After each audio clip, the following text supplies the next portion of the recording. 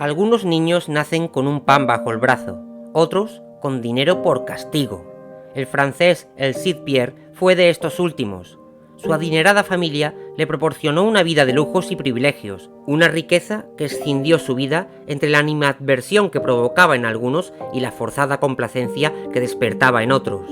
Solo tras conocer el fútbol, tras pisar los terrenos de juego en los que solo tu propia habilidad marca la diferencia, aquel chico comenzó a sentirse sinceramente respetado. No es de extrañar, por tanto, que se dedicara a este deporte con entusiasmo y verdadera vocación, mostrando además un talento enorme. El chico tenía clase, de sobra para acabar capitaneando los juveniles del Girondin de Burdeos y ganar partidos con ellos.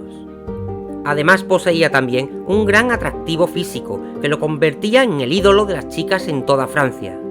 Llegados a un momento así, en el fútbol Pierre había obtenido un estatus similar al que su familia poseía económicamente. Era el jugador intocable, la gran promesa del fútbol francés. Por ello, cuando tras derrotar al juvenil de Sienne y oír de boca de sus rivales, y por primera vez, el nombre de Taro Misaki, algo cambió para él. ¿Quién era ese chico japonés que, según le increpan, habría cambiado el resultado del partido? Pierre lo buscó y lo encontró, caminando por París con su balón en los pies, ocasión más que perfecta para enfrentarlo directamente. Todo un desafío que el japonés aceptará, midiéndose ambos en el terreno de juego en un 1 contra 1, durante el que el francés comprobaría de primera mano la verdad de aquellas palabras, cómo aquel desconocido iba de tú a tú contra él, igualándolo en su punto más fuerte, la técnica. Allí nació una rivalidad, una que tras la interrupción del duelo por parte de Katagiri para ofrecer a Misaki su puesto en la selección juvenil de Japón, tendría su verdadera escenificación en el próximo torneo internacional que se disputaba en la ciudad de París.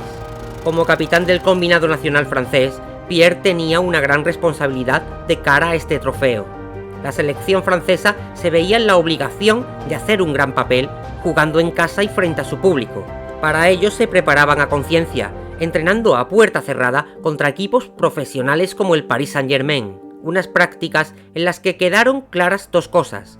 La técnica de Pierre estaba por encima de la de jugadores de la Ligue 1, y a Francia le faltaba pegada arriba. Afortunadamente para el equipo, una serie de extraños acontecimientos acabaron con la presencia de Misaki y otro jugador desconocido en aquel campo.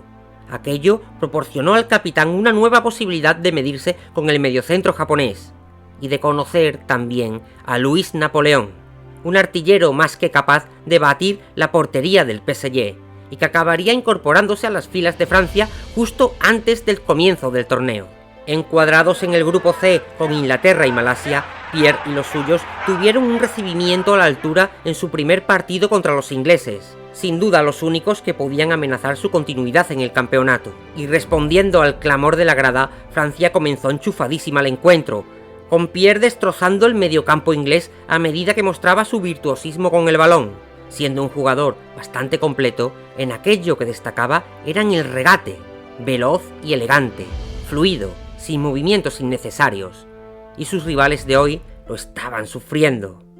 Pero aquel dominio del medio campo no se materializaba en goles. El delantero Bossi no encuentra puerta y los propios intentos de un cada vez más solitario capitán se estrellaban contra la férrea defensa de su homónimo inglés, Robson. Por su parte, Inglaterra podía salir bien a la contra, usando su habitual juego por las bandas, y cuando un buen balón colgado al área acabó en la cabeza del delantero Dean, este batió sin contemplaciones a Amoro. El dominio sin gol de Francia obtuvo la mala recompensa de un tanto inglés en una jugada aislada. A tan solo 5 minutos del comienzo del partido, el estadio de los Príncipes se echó a temblar. Podía ser que las expectativas puestas en su selección y su capitán fueran infundadas.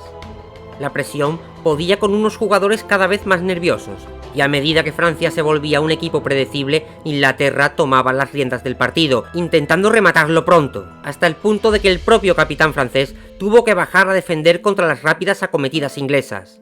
La situación era tensa, pero con toda Francia a punto de entrar en pánico, solo hizo falta un cambio para calmar los ánimos. Ante la necesidad de remontar, el Mr. Carbonara sustituye al defensa bravo para que el chico nuevo, Napoleón, salte al terreno de juego, y la jugada funcionó. Pierre volvía a desbordar sin problemas, de nuevo daba el pase preciso, pero esta vez un artillero de confianza la clavaba en la red y empataba el partido tras su salida al campo, y justo antes del descanso. En el segundo tiempo, una Francia con confianza renovada mostró una cara muy diferente, mejor conjuntados, con mejor ritmo, propiciando que la situación se repitiese en el minuto 7. Buen pase de Pierre y golazo de Napoleón. El novato y el líder se entienden bien, también que el delantero acabará haciendo su hat-trick antes del final del partido, con la triple asistencia del 10. 3-1 que encarrila la clasificación de Francia hacia la fase final del torneo. Tras la cómoda victoria por 3-0 frente a Malasia, efectivamente Francia estaba en cuartos, donde se las verían contra la gran sorpresa del campeonato, Japón, lo que otorgaba a Pierre la posibilidad de medirse con Taro Misaki en partido oficial. Y menudo partido fue aquel, intenso desde el segundo 1 bajo el estruendo de un público entregado con Francia, con idas y venidas constantes, ataques y contras, 4 goles anulados, tarjetas amarillas y una expulsión. Un partido en el que se discutió el favoritismo del árbitro y en el que Pierre dio toda una exhibición.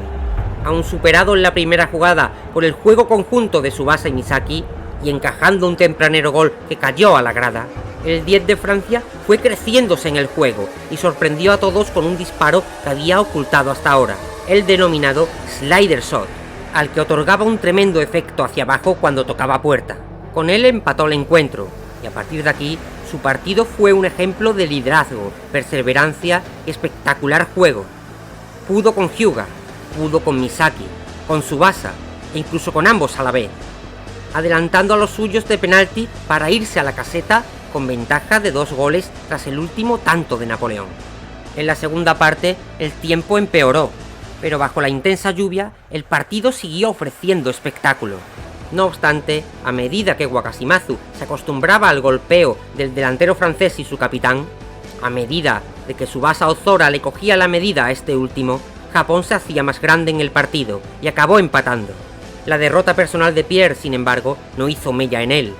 Empujado por el aliento de todos los aficionados, de toda Francia, empujó a su vez a su propio equipo para seguir peleando en el último tramo del partido, para anotar su tercer gol tras una asombrosa jugada en combinación con Napoleón, que el mundo conocería como el ataque Eiffel, y que casi dejaba resuelta la clasificación a la gran final.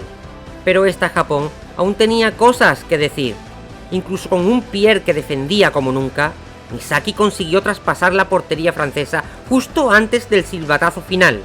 Volvían las tablas al marcador, 4-4 y a la prórroga. 2 medios tiempos añadidos que no le perdieron la cara al partido, con los dos equipos metidos del todo en el juego, ocasiones continuas en un toma y daca que podía decantar el encuentro en cualquier momento. Pierre lo intentó de muchas formas, pero al final el resultado no se movió. La semifinal se decidía en los penaltis. El capitán francés asumió la responsabilidad de tirar el primero, marcando con seguridad y sobrada solvencia. Pero al final de la primera ronda de disparos, su equipo caía derrotado. Tras una pelea titánica, Francia no pudo vencer a una Japón que jugó casi todo el encuentro con un hombre menos. Y no perdieron por falta de empuje, por ocasiones, por dominio, ni por juego. Perdieron porque a veces es así en el fútbol, a veces simplemente así está escrito.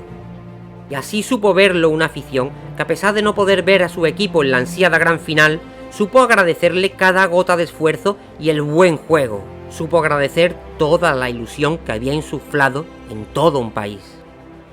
Al finalizar el campeonato, Pierre volvería a Girondins para pronto incorporarse con la primera plantilla y hacerse profesional en la Ligue 1, a la vez que también era convocado en el siguiente escalón de la selección nacional, la Sub-19, para preparar el próximo mundial de la categoría, que sería celebrado en casa de su verdugo, en Japón. Allí llegarían con un equipo muy similar al del torneo de París, y encuadrándose en el último grupo, el D, junto a Arabia Saudí, Camerún y los favoritos al título, Brasil. Pierre y los suyos no tuvieron demasiados problemas para ganar sus partidos contra asiáticos y africanos, pero cuando tuvieron que hacer frente al mayor poder de Sudamérica, todo fue muy diferente.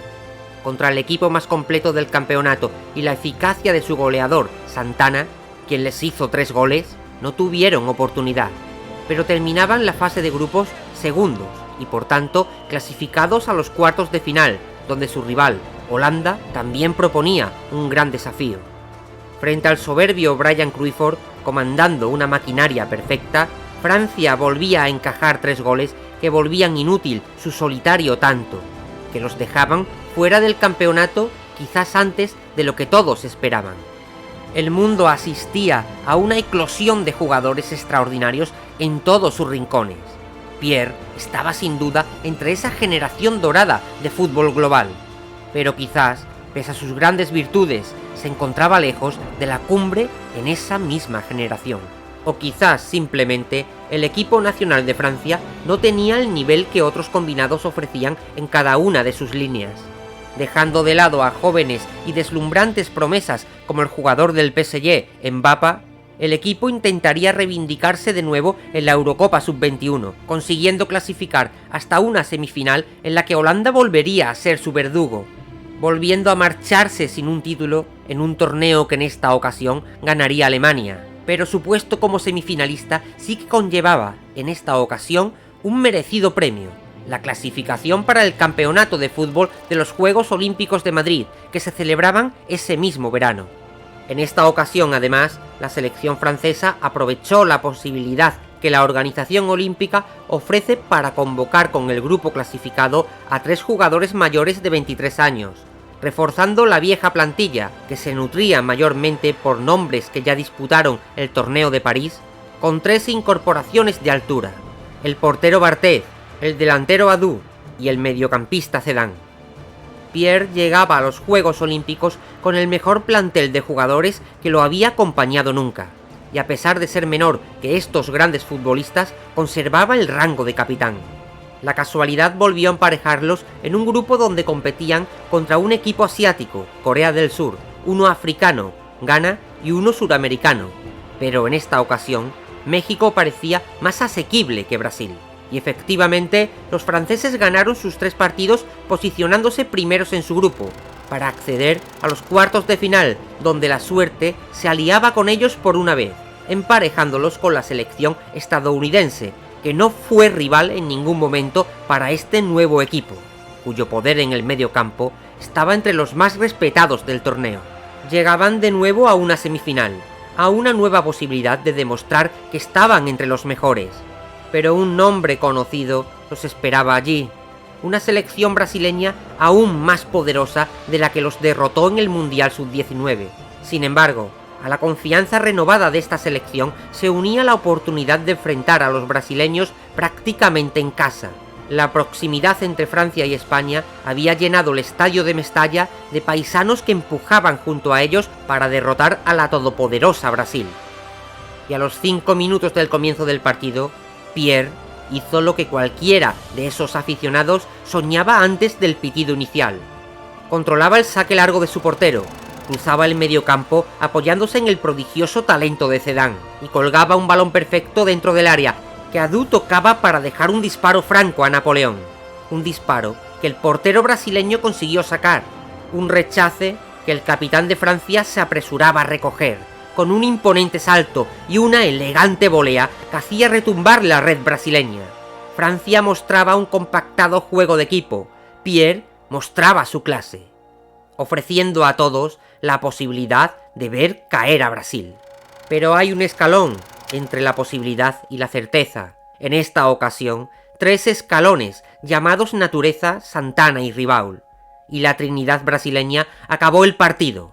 Francia caía con el humillante resultado de 6-2, frente quizás al rival más fuerte, sí, pero de nuevo sin poder sobrepasar esa barrera invisible de las semifinales. De vuelta a Francia, el descanso duraría muy poco para Pierre. Oficializado su traspaso al Paris Saint-Germain, el mediocentro debía ponerse a punto cuanto antes para competir en un equipo donde su puesto iba a estar más disputado que nunca, con el nigeriano Ochado y sobre todo la otra incorporación del equipo, un nombre conocido para el francés, un tal Taro Misaki. La lucha por entrar en el 11 titular sería dura, pero ilusionante, con su primera Champions League también en el horizonte. Nuevos nombres, nuevos escenarios para un jugador que pelea por continuar en la cumbre de los mejores jugadores del mundo, y de camino por seguir embelleciendo el fútbol. La elegancia, el equilibrio físico y mental, el liderazgo. Pierre es un jugador con muchas virtudes, uno de los más completos del mundo, pero cuyo equilibrio no le permite coronarse en ninguna de las facetas del juego. Tiene un excelente golpeo, pero no es el mejor goleador. Es un gran organizador, pero sin el sexto sentido de Ribaul. Incluso en su mayor virtud, su excelente dominio del balón y el regate, jugadores como Díaz o Natureza son los que compiten por un podio. Y sin embargo, no todo en el fútbol son números o estadísticas, y Pierre sí posee algo que los demás no: el estilo, la precisión y la elegancia, la fluidez en el movimiento que vuelve hermoso su juego, que arranca aplausos en la grada, que acerca el fútbol a las virtudes de eso que llamamos arte.